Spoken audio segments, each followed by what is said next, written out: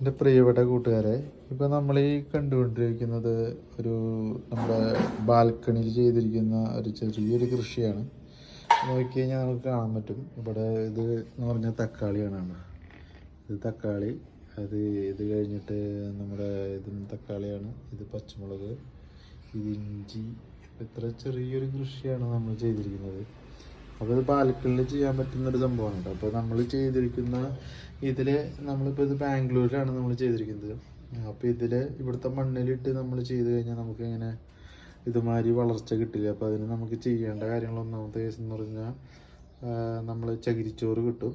അതുമാതിരി തന്നെ നമ്മളിവിടെ വില്ലേജിൽ പോയി കഴിഞ്ഞാൽ നമുക്ക് ആട്ടും കിട്ടും. അപ്പോൾ അതുമാതിരി തന്നെ നേച്ചറായിട്ടുള്ളൊരു കൃഷിയാണ് നമ്മൾ ചെയ്തിരിക്കുന്നത്. ഇപ്പം നമ്മൾ പുറത്തുനിന്ന് വാങ്ങിക്കുന്നതിലെല്ലാം വിഷം അങ്ങനെയൊക്കെ ചേർത്ത് ഉള്ള സംഭവങ്ങൾ നമുക്കറിയാലോ. അപ്പോൾ അവരെല്ലാം കൃഷി ചെയ്യുമ്പോൾ നമ്മൾ ആ രീതിയിലാണ് ചെയ്യുന്നത്.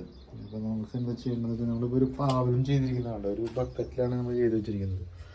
അപ്പോൾ ഇതിൽ കൊടുത്തിരിക്കുന്ന കമ്പോസ്റ്റ് വളമാണ്. കമ്പോസ്റ്റ് നമ്മൾ ഉണ്ടാക്കിയതാണ്. അതുമാതിരി തന്നെ ചകിരിച്ചോറ്, ആട്ടുംകാട്ടം, പിന്നെ അതുമാതിരി തന്നെ ചാണം, ഇതൊക്കെ ഇട്ടിട്ടൊരു മിശ്രിതത്തിലാണ് വെച്ചിരിക്കുന്നത്. അപ്പോൾ ഇത് ഏകദേശം ഒരു മാക്സിമം ഒരു 15 ദിവസം ആയിട്ടുണ്ട് റെഡി ആയിട്ട്. ഇതാണ് നമ്മുടെ പാവൽ എന്ന് പറയുന്നത്. അപ്പോൾ നമ്മുടെ ബാൽക്കണിയിൽ നമുക്ക് സിമ്പിളായിട്ട് ഇത് വളർത്താൻ പറ്റും. നോക്കി കഴിഞ്ഞാൽ ഇത് ഓൾറെഡി ഇങ്ങനെ വളർന്നുകൊണ്ടിരിക്കുകയാണ്. നമ്മളങ്ങനെ ഇതൊക്കെയാണ് പാവയ്ക്ക് ഉണ്ടാക്കിക്കൊണ്ടിരിക്കുന്നത്. ഒരു 3-4 ഉണ്ടായിട്ടുണ്ട്.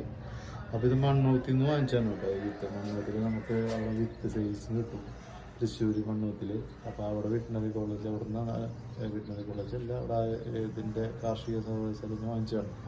അപ്പോൾ പാവയ്ക്കൊക്കെ ഉണ്ടാക്കി തുടങ്ങി. അപ്പോൾ ആരെങ്കിലും ഇത് ചെയ്യാൻ ഇൻട്രസ്റ്റ് ഉണ്ടെങ്കിൽ, ബാൽക്കണി കൃഷി ചെയ്യാൻ ഇൻട്രസ്റ്റ് ഉണ്ടെങ്കിൽ നമുക്ക് ഞാൻ വിചാരിക്കുന്നു. Okay, thank you.